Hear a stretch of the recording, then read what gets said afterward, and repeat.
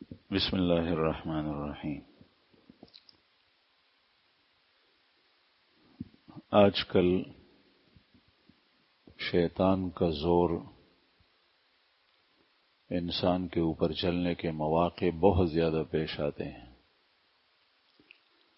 اور شیطان مومن کو، مسلمان کو گناہ میں صرف مبتلا نہیں کرتا، بلکہ اس سے اس کا عظیم سرمایہ جو ایمان ہے وہ چھیننے اور سلب کرنے کی کوشش کرتا ہے۔ آج کل انسان کمزور ہے، اعصابی لحاظ سے، دماغی لحاظ سے، برداشت کے لحاظ سے پہلے کے بنسبت جو پہلے مسلمان تھے، رسول اللہ صلی اللہ علیہ وسلم کے زمانے کے صحابہ کرام اور پھر اس کے بعد کے زمانے جتنا قریب ہے، آج کل جتنا بعد ہوتا جا رہا ہے، دوری واقع ہوتی ہے، اتنا انسان کمزور ہوتا ہے اور شیطان اس کو اپنا تختہ مشق بنا لیتا ہے، اور نہ صرف یہ کہ گناہ میں مبتلا کرتا ہے بلکہ اس سے اس کا عظیم سرمایہ جو ایمان ہے وہ سلب کرنے کی کوشش کرتا ہے۔ اس کے لیے علاج کیا ہے، اور یہ علاج کمزور انسان بھی کر سکتا ہے، بہت آسان نسخہ ہے جس کو میں اس الفاظ سے تعبیر کرتا ہوں کہ آپ نے سنا ہوگا کہ فلاں اتنا سخت ہے کہ اس میں کوئی لچک اور گنجائش ہی نہیں ہے، اگر بات اس کو کرتے ہیں تو بات نہیں سنتا، اور اس کے ساتھ مجلس کرتے ہیں تو مجلس نہیں بیٹھتا میں، اس کو آپ کوئی لٹریچر دیتے ہیں تو وہ نہیں پڑھتا، کہتے ہیں نہیں، سخت ہے، یہ آپ نے سنا ہوگا۔ اور ساری انسانیت، پورے انسان، دنیا کے کافر اور مسلمان، وہ سب چاہتے ہیں کہ ہر شخص کے اندر لچک ہو، نرم انداز ہو، نرم گوشہ ہو، نرم پہلو ہو بات کرنے میں۔ تو میں آپ سے عرض کرتا ہوں کہ اگر آپ شیطان کا مقابلہ کرنا چاہتے ہیں تو آپ اپنے آپ سے لچک کو دور کر دیں، شیطان کے لیے انتہائی سخت اور ڈھیٹ بن جائیں، ضدی، بس اس لیے کہ انسان ہے کمزور۔ اگر شیطان کی آپ نے معمولی بات سنی، اس کے بعد دوسرے نمبر پہ وہ آپ سے بڑی بات کرے گا، اس کام کے اوپر آمادہ کرے گا، پھر اس سے بڑا گناہ کرائے گا، پھر اس سے بڑا گناہ کرائے گا، اس لیے کہ جب آپ نے لچک اپنے اندر پیدا کی تو وہ آپ کو چھوڑے گا اب نہیں۔ آج کل کی حکومتیں، طاغوت کے چیلے، شیطان کے بھائی، وہ یہی گر استعمال کرتے ہیں، بس تھوڑا سا بات سن لے، یہ پڑھ لیں، یہ دیکھیں، موبائل میں، کمپیوٹر میں لٹریچر ہو، اسکول اور کالج یونیورسٹی میں، راستے کے اندر، بس میں، آپ کو جب پتہ چلا کہ یہ شخص ایسا ہے، یہ ملحد ہے، یہ زندیق ہے، یہ کافر ہے، تو یہ شیطان ہے، یا یہ مسلمان ہے لیکن مجھے گناہ کی طرف لے جا رہا ہے، بالکل کانوں میں آپ روئی ٹھونس دیں، انگلیاں دبا دیں، اس کی بات کو ہرگز نہ سنیں، اس کے مقابلے میں ڈیٹ پڑ جائیں۔ اس لیے کہ احادیث میں، قرآن پاک میں، نصوص کے اندر تقریباً یہ مضمون ہے کہ جب آدمی مستحب چھوڑ دیتا ہے تو پھر اس کے بعد باری سنتوں کی آتی ہے، سنت چھوڑ دیتا ہے پھر اس کے بعد باری فرائض کی آتی ہے، فرائض چھوڑ دیتا ہے پھر اس کے بعد باری ایمان کی آتی ہے، ایمان کی آتی ہے، وہ آپ کو چھوڑے گا نہیں، اس لیے کہ شیطان آپ کو نظر نہیں آ رہا، وہ لگا ہوا ہے، یہاں تک کہ آپ سے ایمان کو لے لے، چھین لے۔ پہلی دفعہ آپ کو مستحب کے ترک کرنے پر، پھر آخر میں فرائض کے ترک کرنے پر، اور پھر ایمان اور اسلام کے بارے میں ایسی ایسی باتیں، یہ انسانی شکل میں شیطان ہو یا آپ کے دل میں وسوسہ ڈالتا ہو، آپ سے ایسی ایسی باتیں کرائے گا کہ آپ کہیں گے میں مسلمان ہوں، والعیاذ باللہ، اللہ پاک ہم سب کی حفاظت فرمائیں، ایمان سلب ہو گیا ہو۔ تو شیطان کے لیے اپنے اندر لچک ہرگز نہ رکھیں، ڈھیٹ بن جائے، ضدی بن جائے۔ یہ احادیث اور رسول اللہ صلی اللہ علیہ وسلم سے۔ دوسری طرف وہ آپ کو مکروہ تنزیہی پر آمادہ کرے گا۔ یہ کیا ہے؟ خلاف اولا تو ہے، اس میں ائمہ کا، علماء کا اختلاف ہے۔ دوسرے امام اس کو جائز قرار دیتے ہیں، ہمارے امام صاحب مکروہ کہتے ہیں، مکروہ تنزیہ ہے۔ آپ کو اس میں مبتلا کرے گا، اور پھر اس کے بعد کراہت تحریمی کی باری آئے گی، پھر اس کے بعد حرام کی باری آئے گی، اور حرام کے بعد آپ کو ایسے گناہ میں مبتلا کرے گا کہ جس سے آپ کا ایمان وہ سلب کر لے گا۔ تو یہ گر آپ اپنے پاس رکھیں، اس کو استعمال کریں۔ جب بھی کسی محفل کے اندر، کسی مجلس میں کوئی لیکچرر، کوئی پروفیسر، کوئی دنیادار آدمی، کوئی دیندار یعنی دین کے حوالے سے بات کرنے والا آپ سے بات کرے، آپ سمجھ گئے اس کی شخصیت آپ کو معلوم ہے، یا وہ ہمیشہ اس قسم کی باتیں کرتا ہے جو لوگوں کو گمراہ کرتا ہے، آپ کہیں میں نہیں سنتا۔ رسول اللہ صلی اللہ علیہ وسلم نے حضرت عمر فاروق رضی اللہ عنہ کتنے عظیم اور سخت انسان تھے، ہم ان کے مقابلے میں کیا ہے، بہت سخت۔ اس زمانے کے شیاطین کافروں کے مقابلے میں ہجرت جب فرما رہے تھے تو سارے صحابہ چپ چپ کر جا رہے تھے، اور یہ واشدہم فی امر اللہ عمر، حضرت عمر فاروق رضی اللہ عنہ ہجرت کرتے وقت خانہ کعبہ آئے، اور کافروں اور مشرکین کے سامنے جو ابو جہل بیٹھا ہوا ہے، علی الاعلان ببانگ دہل کہا کہ میں ہجرت کرنے جا رہا ہوں مدینہ منورہ۔ سارے صحابہ خفیہ خفیہ جا رہے ہیں، اس لیے کافروں کا زور تھا۔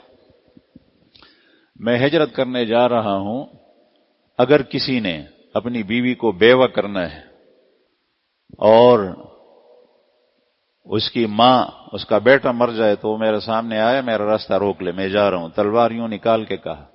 مشرکین نے اپنے سروں کو نیچے کیے، اتنے سخت انسان تھے، لیکن وہ ایک دفعہ تورات کے اوراق دیکھ رہے تھے، تورات جو ہماری کتاب نہیں ہے، اور اس زمانے سے محرف چلی آ رہی ہے، آسمانی کتاب ہے، لیکن وہ جس کو اللہ نے آسمان سے نازل کیا ہم اس کو مانتے ہیں، وہ تورات برحق ہے۔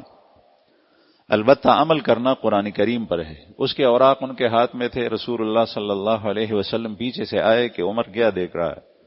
حضرت عمر فاروق رضی اللہ عنہ کو جب دیکھا کہ تورات دیکھ رہے ہیں تو بڑے غصہ ہوئے، فرمایا کہ عمر یہ کیا ہے؟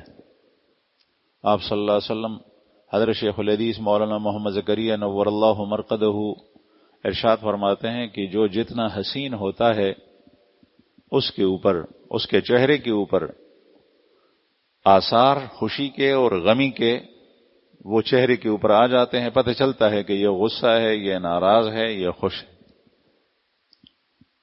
حسن جتنا زیادہ ہوتا ہے اتنے آثار زیادہ ہوتے ہیں۔ تو رسول اللہ صلی اللہ علیہ وسلم جب غصہ ہوتے تھے بالکل چہرے سے آثار نمایاں ہوتے تھے، جب خوش ہوتے تھے تو ام المومنین حضرت عائشہ رضی اللہ عنہا فرماتی ہیں دخل علی وتبرق اساریر وجہہ، آپ صلی اللہ علیہ وسلم ایک دفعہ میرے پاس تشریف لائے اور آپ کے چہرے مبارک کی لکیریں وہ چمکتی تھی، یہ خوشی کی وجہ سے، اور جب پریشانی ہوتی تھی تو اس کا بھی پتہ چلتا تھا۔ تو حضرت عمر فاروق رضی اللہ عنہ نے یوں دیکھا نبی کریم صلی اللہ علیہ وسلم کھڑے ہیں اور انتہائی غصہ، فوراً اوراق بن گئے اور عرض کیا کہ یا رسول اللہ یہ تورات کے کچھ اوراق ہیں، اس کے اندر میں دعائیں دیکھ رہا تھا۔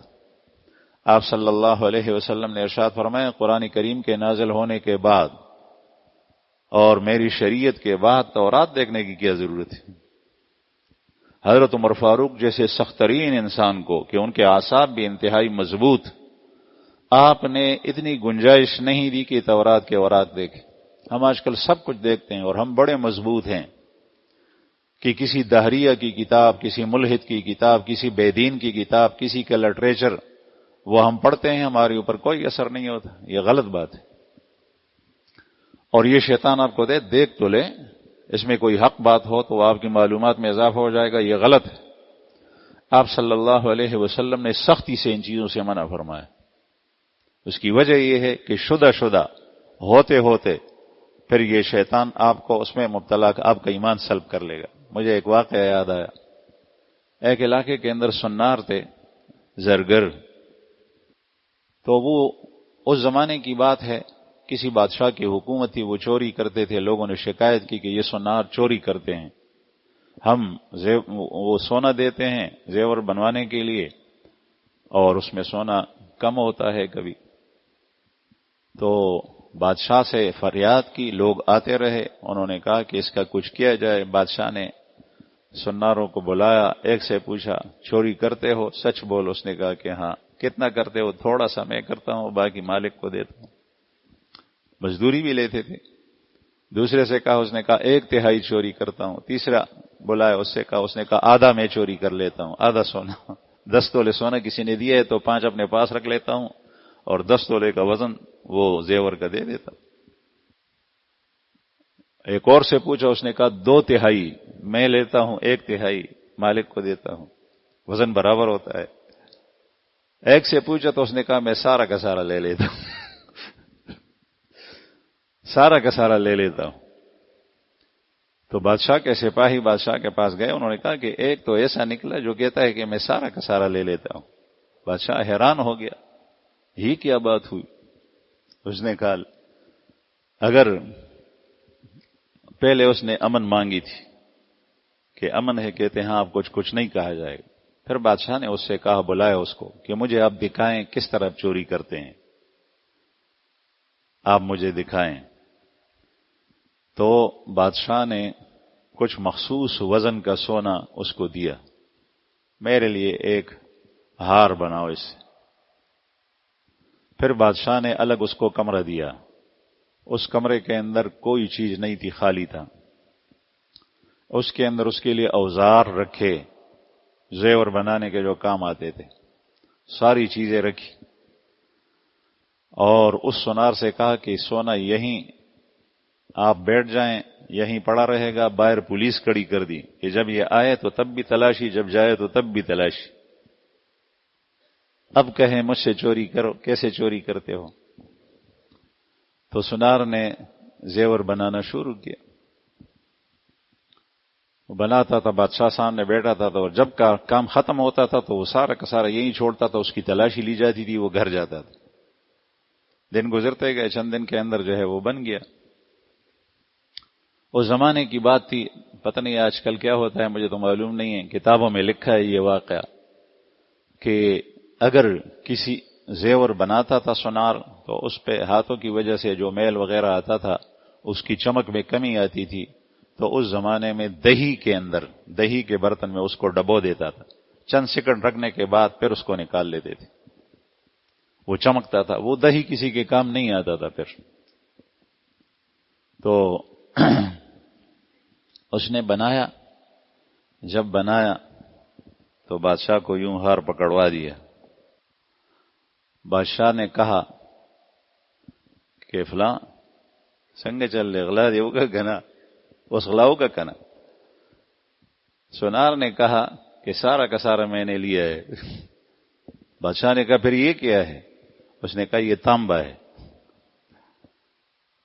بادشاہ نے سونا دیا تھا، سونے کی اینٹیں دی تھی، اور یہ زیور تانبے کا ہے، کوئی باہر سے آیا نہیں، کوئی چیز اندر سے کوئی چیز گئی نہیں، یہ تانبے کا کیسا ہے؟ ایک سونار کو بلایا باہر سے، اس کو کہا یہ کس چیز کا؟ اس نے کہا بادشاہ سلامت یہ تانبے کا ہے۔ دوسرے نے کہا تانبے کا ہے، تیسرے نے کہا تانبے کا ہے، بالکل چمک زیور کی۔ بادشاہ حیران ہو۔ اس نے کہا آپ کو امن ہے، لیکن مجھے بتائیے اپنے فن کے بارے میں کہ آپ نے یہ کیا کیسے؟ تو سنار نے کہا کہ جب میں یہاں یہ ہار بناتا تھا تو گھر کے اندر تانبے کا ایک ہار اسی طرح بناتا تھا. رات کو جتنا کام یہاں کرتا تھا اتنا کام وہاں کرتا تھا. یہاں آپ کا ہار تیار ہو گیا اور گھر کے اندر تانبے کا ہار تیار ہو گیا. اور پھر میں نے اپنی کنیز سے کہا، باندی سے، کہ ہانڈی کے اندر دہی لے کر جو ہے وہ راستے میں آواز لگاؤ کہ دہی بیچ رہی ہوں، دہی بیچ رہی ہوں، کسی کو ضرورت ہے. جس طریقے سے یہاں ہوتا ہے سبزی بیچتے ہیں. تو جس وقت مجھے دہی کی ضرورت تھی اس وقت وہ عورت یہاں سے گزر رہی تھی اور میں نے پولیس والوں سے کہا کہ مجھے دہی کا برتن لے کے آؤ تاکہ یہ صاف ہو جائے. انہوں نے بس قریب عورت کو دیکھا، وہ دہی بیچ رہی تھی، اسے ہانڈی لی اور یہاں پر لے آئے. میں نے اس کے اندر ڈبو دیا، اس کے اندر دوسرا ہار تانبے والا رکھا ہوا تھا، اس کو نکالا ہاتھ میں اور یہ ہار جوڑ دیا. پھر میں نے کہا کہ عورت کو اپنی ہانڈی واپس کر دو اور یہ دہی کسی کام کا نہیں ہے، وہ لے جائے جو بھی کرے. تو وہ عورت لے گئی. وہ کنیز تھی میری، وہ ہار میرے گھر میں پہنچ گیا، یہ ہار تانبے کا ہے. تو سارا سرمایہ اس نے ہڑپ کر لیا تھا. بادشاہ نے اس کو امن دی، انعام بھی دیا، لیکن آئندہ اسے توبہ کروایا کہ بس سارا سب سے کہا. میں عرض کر رہا تھا کہ شیطان وہ صبر نہیں کرے گا. آپ جتنا حصہ بھی اس کو دیں، چھوٹا گناہ کریں وہ راضی نہیں ہوگا. اب یہ آئندہ جا کر آپ سے دوسرا گناہ کروائے گا، تیسرا کروائے گا، پھر اس کے بعد جو ہے وہ آہستہ آہستہ ایمان سلب کر دے گا. آپ اس کے لیے ڈیٹ پڑ جائیں نہیں. بس دل کے اندر وسوسہ آئے کسی شخص کے بارے میں، کسی مسلمان کے بارے میں، آپ اس کے اندر جو ہے وہ ہانڈی پکاتے رہیں. یہ وہ شیطان کے لیے کام کرنا ہے. وہ ذہن میں باتیں ڈالتا ہے، آپ اس کو جو ہے وہ 1 گھنٹہ آدھا گھنٹہ بستر پہ تنہائی کے اندر لیٹے ہلی ہوئے پلاؤ پک رہا ہے. اندر دل کے اندر، دماغ کے اندر مختلف قسم کی باتیں وہ شیطان ڈالتا ہے. یہ ایسا ہے، یہ ایسا ہے، یہ ایسا ہے، یہ ایسا ہے. اس کو دشمن بنا دیتے. آپ کا بھائی، آپ کی بہن، آپ کے ماں باپ، آپ کا استاذ، کوئی بھی ہو، ایک مسلمان پڑوسی، اس کے بارے میں وہ لاوا اندر پکتا ہے. آپ اس کے ساتھ، اس کے کندھے پہ ہاتھ رکھ کے اس کے ساتھ جا رہے ہیں، وہ آپ سے کرواتا ہے. پھر مختلف قسم کے ساتھ کرتب دکھلاتا ہے، وہ کام صادر ہوتے ہیں انسان سے. تو جیسے ہی وسوسہ آنا شروع ہوا فوراً ہی بند کر دے. بس آپ صلی اللہ علیہ وسلم نے علاج ہی بتایا. یا رسول اللہ اس قسم کے خیالات آتے ہیں، آپ نے فرمایا اس کو بند کر دو، نکال دو دل سے.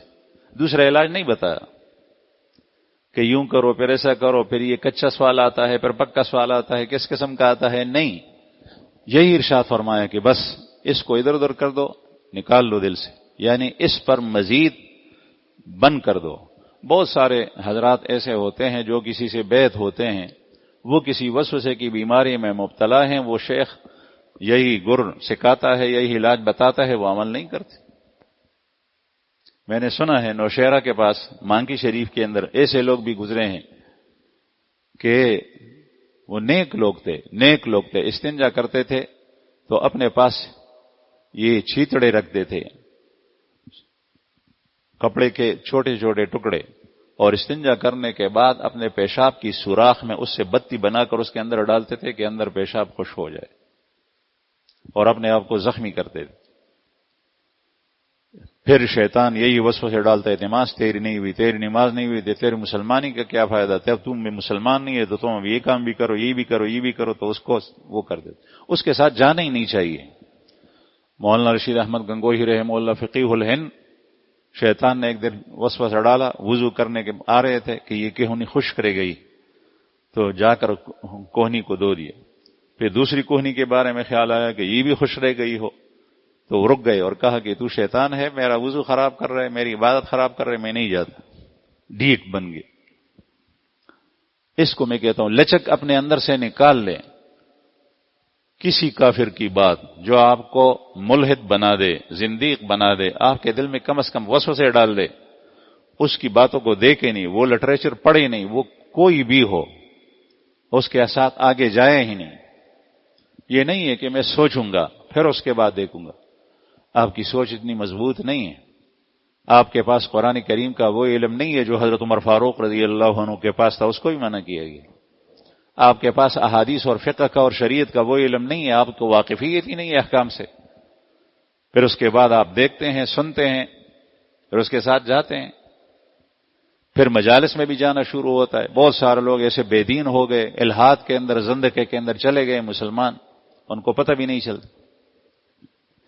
دوسری چیز جو میں عرض کر رہا تھا وہ یہ کہ اس زمانے کے اندر شیطان بہت برے اعمال انسان سے کرواتا ہے، لیکن اس شیطان کی ساری محنت کے اوپر آپ پانی پھیرنا چاہیں کہ اس کی ساری محنت اکارت جائے، ضائع ہو جائے، ایک کام اس کے لیے کرے کہ اللہ تعالی کے ساتھ اور اللہ جل شانہ کے ساتھ لگی ہوئی چیزوں کی اس کے ساتھ دل میں محبت رکھے، محبت رکھے بس۔ اور یہ بہت آسان ہے، جس طرح یہ پہلے آسان ہے یہ بھی آسان ہے۔ پہلے والا آسان ہے، آپ نہ پڑھیں کتاب، آپ بات نہ سنیں، اپنا کام کریں، مجھے نہیں کسی اور کو کہہ دیں، میں نہیں سنتا آپ کی بات، آپ کے اوپر اس کا کوئی حق نہیں ہے، یہ کوئی اخلاق کے خلاف بات نہیں ہے، عین عقیدہ ہے، یہ اپنے ایمان کی حفاظت ہے، محفوظ کرنا ہے۔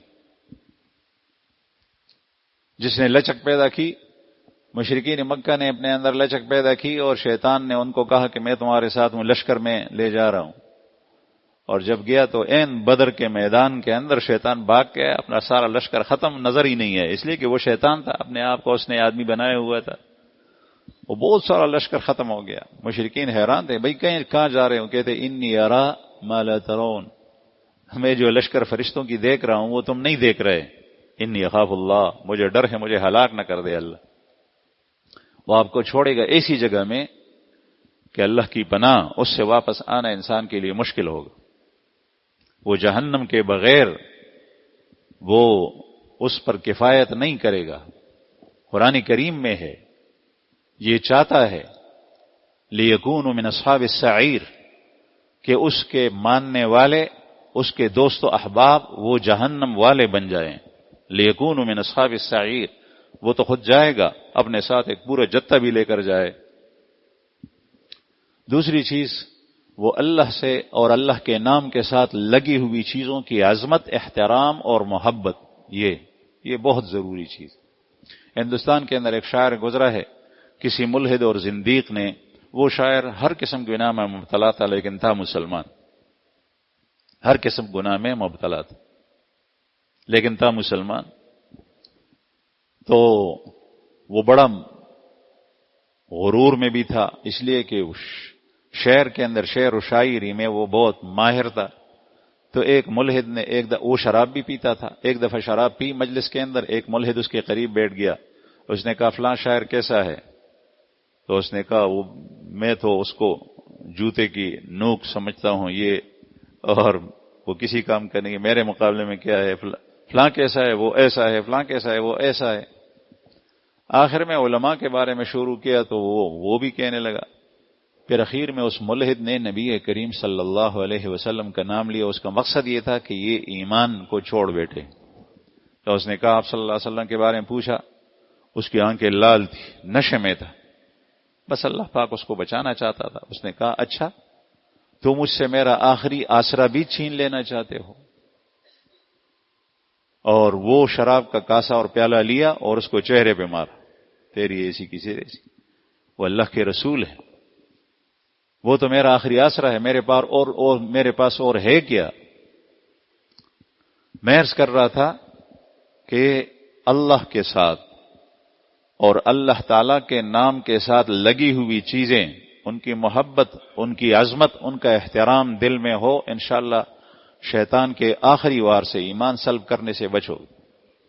وہ آخر میں یہی کرتا ہے رسول اللہ صلی اللہ علیہ وسلم کے بارے میں، اس لیے بخاری شریف کے اندر حدیث ہے، لا یؤمن احدکم حتی اکون احب الیہ من والدہ وولدہ والناس اجمعین۔ یہ بات بالکل پکی ٹکی ہے، لوگ اس میں کوئی شرح نہیں کر سکتے۔ نبی کریم صلی اللہ علیہ وسلم کی محبت ایمان کا جز ہے، آپ سے محبت نہ رہے ایمان ختم۔ آپ صلی اللہ علیہ وسلم کے پاس ایک اعرابی آیا، اس نے کہا قیامت کب قائم ہوگی؟ آپ صلی اللہ علیہ وسلم نے پوچھا قیامت کے لیے تو نے کیا تیاری کی ہے؟ اس نے کہا کوئی خاص تیاری تو نہیں کی، لیکن اللہ اس کے رسول کے ساتھ مجھے محبت ہے۔ تو آپ نے ارشاد فرمایا انت مع من احببت، جس کے ساتھ تو محبت کرتا ہے تو تیرا حشر انہی کے ساتھ ہوگا۔ ایک صحابی رو رہے تھے، نبی کریم صلی اللہ علیہ وسلم کی دہلیز کے پاس بیٹھ کر بہت زیادہ رو رہے تھے، بہت زیادہ رو رہے تھے۔ تو آپ صلی اللہ علیہ وسلم گھر سے باہر تشریف لے آئے، نکلے، آدمی رو رہا ہے، بھائی کیوں رو رہے؟ اس نے کہا یا رسول اللہ ابھی آپ موجود ہیں اور جب مجھے آپ کی یاد آتی ہے، ہمیں آپ کی یاد آتی ہے تو آپ کی زیارت سے اپنی آنکھوں کو ٹھنڈی کر لیتے ہیں، آپ کے پاس آتے ہیں، جب آپ نہ ہو تو ہمارا کیا بنے گا، کیا کریں گے؟ پھر آپ کو اللہ جل شانہ نے جنت کے اندر اعلی مقام دیا ہوگا، دنیا کے اندر ہماری ملاقات آپ سے ہوتی ہے، مسجد میں آتے ہیں آپ کی زیارت ہوتی ہے، آپ گھر سے باہر تشریف لاتے ہیں آپ کے دہلیز کے پاس زیارت ہوتی ہے، وہاں پھر ہماری زیارت نہیں ہوگی۔ مجھے اس کا فکر ہے کہ میں پھر کیا کروں گا، آپ کی دیدار کس طرح ہوگی، آپ جنت کے اندر اعلی بالا خانوں کے اندر ہو۔ آپ صلی اللہ علیہ وسلم نے ارشاد فرمایا المرء مع من احب، آدمی اس کے ساتھ ہوگا جس سے اس کو محبت ہے۔ حضرت انس رضی اللہ عنہ پہلی والی واقعے کے بارے میں فرماتے ہیں کہ ہمیں اتنی خوشی ہوئی اس حدیث کو سن کر کہ ایمان لانے کے بعد کسی اور چیز سے ہمیں اتنی خوشی نہیں ہوئی تھی۔ اس کی وجہ یہ تھی، وہ خود فرماتے ہیں کہ مجھے نبی کریم صلی اللہ علیہ وسلم سے محبت ہے، ابو بکر سے محبت ہے، عمر سے محبت ہے۔ تو اس حدیث کی روشنی میں میری امید ہے کہ میرا عمل ان کی طرح نہیں ہے، لیکن اللہ تعالیٰ مجھے میرا حشر ان کے ساتھ کر دے۔ تو یہ آخری چیز ہے جو شیطان کے اوپر پانی پھیر دیتا ہے، اس کو آپ نے خاک آلود کر دیا جب آپ کے دل میں اللہ کی عظمت اور اللہ کے ساتھ محبت ہو، رسول اللہ صلی اللہ علیہ وسلم کی عظمت ہو، اللہ کے نام کے ساتھ لگی ہوئی چیزیں، خانہ کعبہ کی محبت ہو، مسجد کی محبت ہو، مدرسے کی محبت ہو، رسول اللہ صلی اللہ علیہ وسلم اس طرح پگڑی پہنتے تھے اس سے محبت ہو۔ حضرت انس رضی اللہ عنہ فرماتے ہیں کہ ہمارے گھر میں ایک پیالہ تھا لکڑی کا، جس کے اوپر پتریاں لگی ہوئی تھی، وہ ٹوٹا ہوا تھا، اور وہ رسول اللہ صلی اللہ علیہ وسلم کا پیالہ تھا، ہم اس کو محفوظ رکھتے تھے، لوگ آتے تھے، پھر اس میں ہم سے لوگ کہتے ہیں کہ مجھے اس میں پانی پلاؤ، آپ صلی اللہ علیہ وسلم کا تبرک، اس میں ہم پانی پلا دیتے ہیں، پھر اپنے پاس واپس کر لیتے۔ کسی نے بڑی رقم کی پیشکش کر دی کہ یہ لے لیں اور یہ پیالہ مجھے دے دیں، انہوں نے کہا کہ نہیں۔ ان کے پاس رسول اللہ صلی اللہ علیہ وسلم کے بال مبارک تھے، موئے مبارک، یہ لے لیں۔ آپ اس زمانے کے اندر نبی کریم صلی اللہ علیہ وسلم کی تبرکات اگر موجود نہیں ہیں، آپ صلی اللہ علیہ وسلم بنفس نفیس نہیں ہیں، لیکن آپ کا دین اور آپ کی شریعت ہے۔ یاد رہے کہ آپ صلی اللہ علیہ وسلم بنفس نفیس نہیں ہے، دنیا میں تشریف لے گئے، لیکن آپ بحیثیت نبی ہونے کے اب بھی دنیا میں موجود ہیں، نبوت آپ کی چلتی ہے، شریعت آپ کی چلتی ہے، قرآن کریم آپ پر نازل ہوا ہے، وہ ہمیشہ رہے گا، آپ کی شریعت ہمیشہ رہے گی، دین اسلام ہمیشہ رہے گا، آپ کے ارشادات جو قرآن کریم کی تشریح کے لیے ضروری ہیں وہ ہمیشہ تک رہے گی، اللہ تعالیٰ ان کی بھی حفاظت کرے۔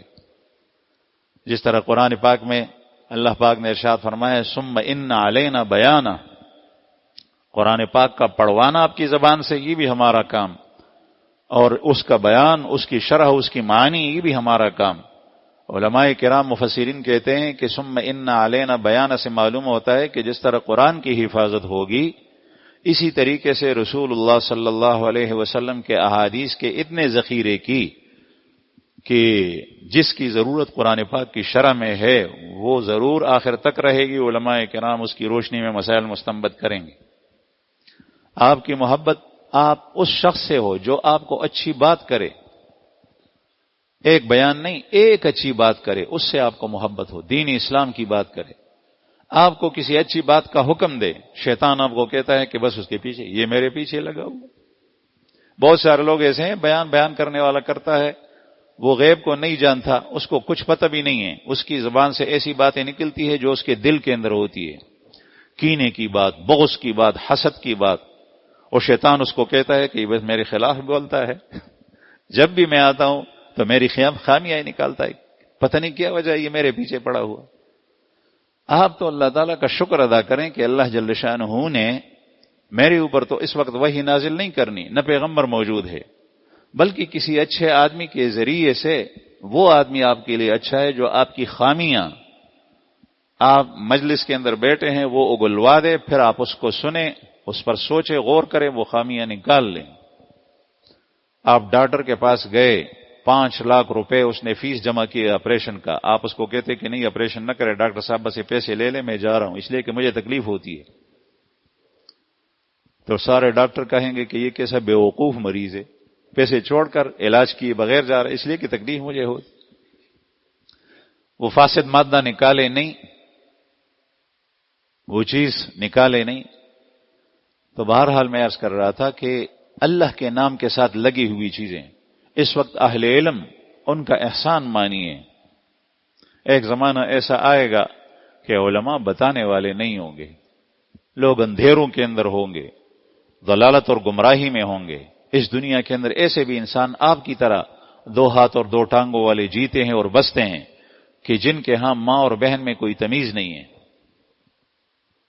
جانوروں سے بدتر ہیں، اس لیے کہ وہ آزادی چاہتے ہیں، اور آزادی کیا چیز ہے نفس کا اتباع، اور نفس کا اتباع جو انسان کرے گا وہ کسی بھی جا کر کسی پاٹک پہ رکے گا نہیں، وہ آگے جائے گا۔ اس لیے میں نے کہا سب سے پہلے آپ نفس اور شیطان کے مقابلے میں ضدی بن جائے، بس اللہ کے حدود ہیں، یہ حلال ہے اور یہ پیسے اس کے علاوہ جو مجھے مل رہے ہیں رشوت کے اندر، جھوٹ بول کر اور غش کے اندر، یہ حرام ہے، میں حرام کے پاس نہیں جاؤں گا، بس یہیں بارڈر تک مجھے آنا تھا، آگے میں نہیں جاؤں گا، اس لیے جاؤں گا تو ہلاک ہو جاؤں، ڈھیٹ بن جائیں۔ یہ آپ کو مل رہے ہیں 5000 روپے اور اس میں آپ کو مل رہے 1 لاکھ روپے، 1 لاکھ کو چھوڑ دیں، یہ لے لیں، اس طرح ہر چیز کے اندر۔